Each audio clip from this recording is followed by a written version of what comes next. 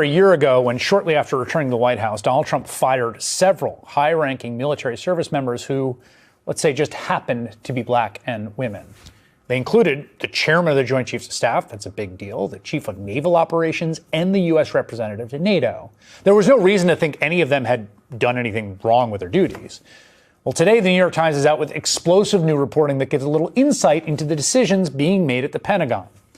The Times reports that this month, Secretary of Defense Pete Hegseth is, quote, unilaterally blocking the promotion of 4 Army officers to be one-star generals, something it's not even clear he has the legal authority to do. It's really, really irregular.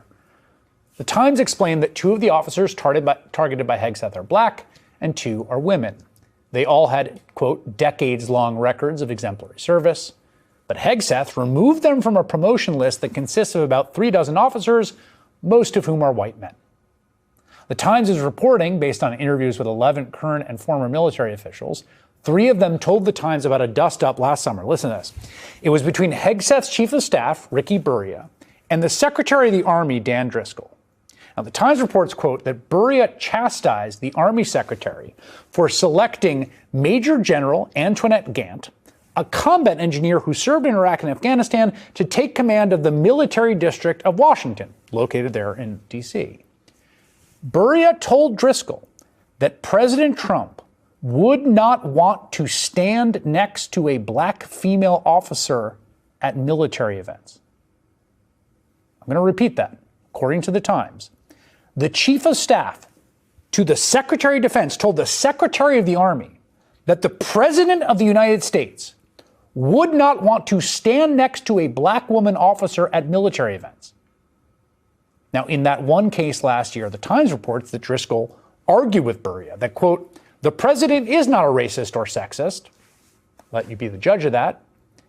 But General Grant did ultimately get the promotion. The same right now cannot be said for the other 4 this month. Pete Hegseth removed 3 qualified women and 2 qualified African Americans from a nonpartisan list recommended for promotion to admiral. Why did he do this? He did it simply because they participated in diversity and inclusion initiatives. Pete Hegseth has engaged in rank sexism and racism. Of the 22 promotions, there's not a single woman. And there are only now 2 African Americans, even though 38% of the force is African American. Hegseth needs to resign.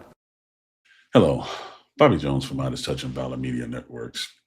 Once again, we get another news story of the Secretary of Defense, Pete Hegseth, denying hard-earned promotions of 06s, colonels and captains in the United States military who are up for their first star, their 1-star position of admiral or general. And the frustration is starting to boil over. I have talked to many people who are still on active duty who know what the message means.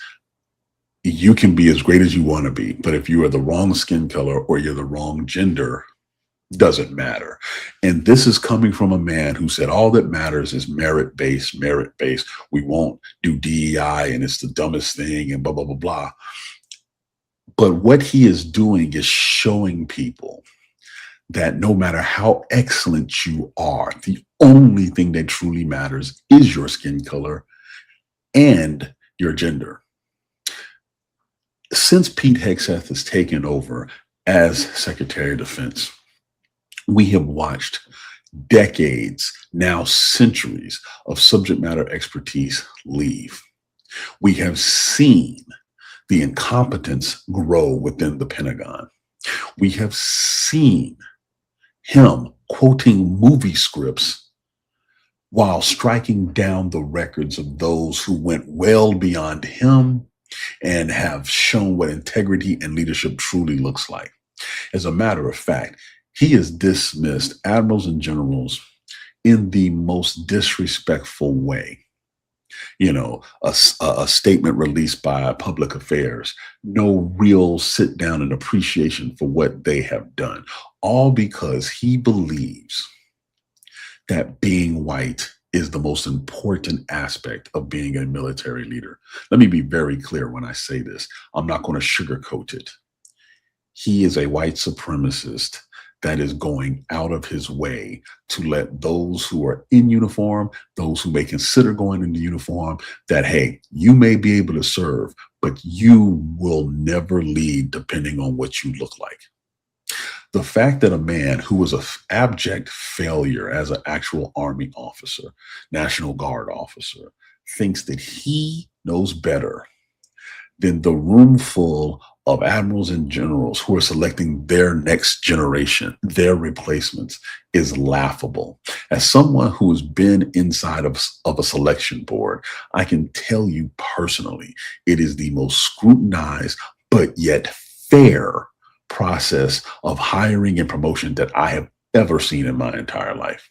The detail of which records are looked at. You don't even get in front of the board without clearing certain hurdles. And what do we hear? Not only do we hear that Hegseth has struck the names of basically Black men and women off the list, we hear he advocates for one of his staff members who never had command, which is a major prerequisite to become a general or an admiral. He wants to force his recommendation through because this guy carries his briefcase. The whole premise of him doing all of this is because he believes that minorities and women got there based on the fact they were just minority and women and they were not qualified. Meanwhile, the white guy that's on his staff, he thinks the rules don't apply to him. So let's just go ahead and make him an admiral because he's one of my boys. And in that motion, everything he said before shows the hypocrisy of who he is. He believes that leadership has a look and does not have talent and traits. He believes leadership is a vibe and does not require expertise.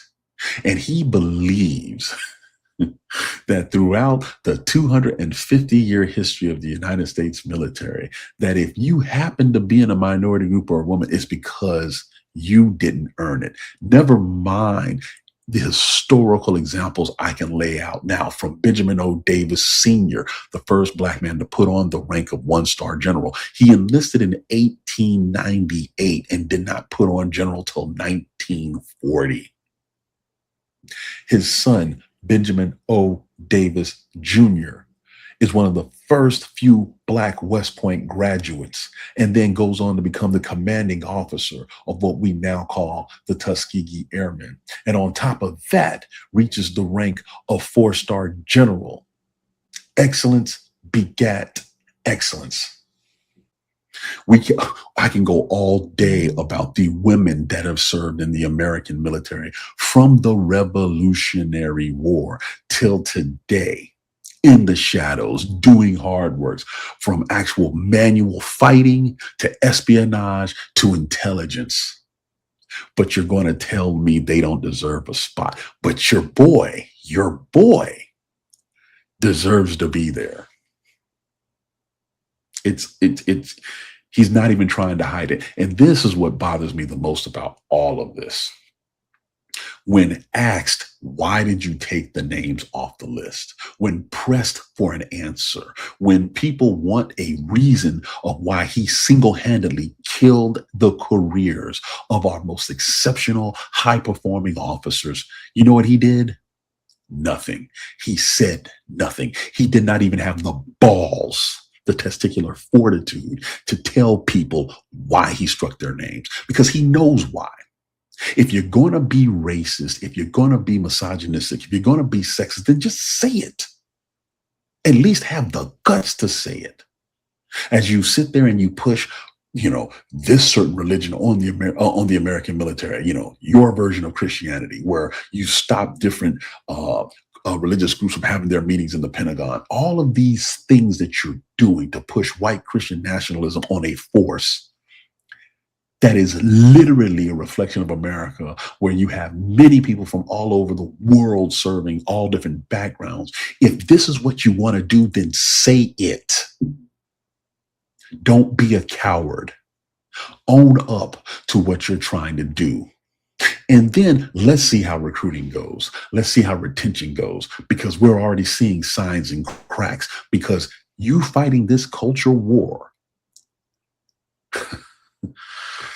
while losing an actual war shows just how right the philosophy is.